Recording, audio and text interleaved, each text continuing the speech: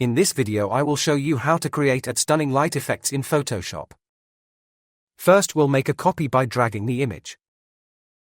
Go to Filter, Render and choose Lighting Effect. Go to Select Preset Parallel Directional. Adjust the light position.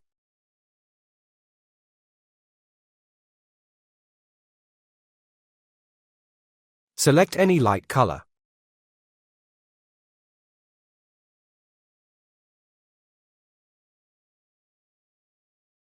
Choose this color and press OK.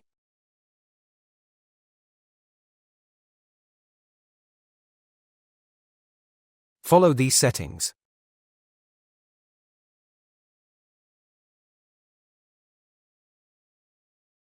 Now we will press OK. Now adjust the light. Thanks for watching this video. Please subscribe my YouTube channel for more tutorials.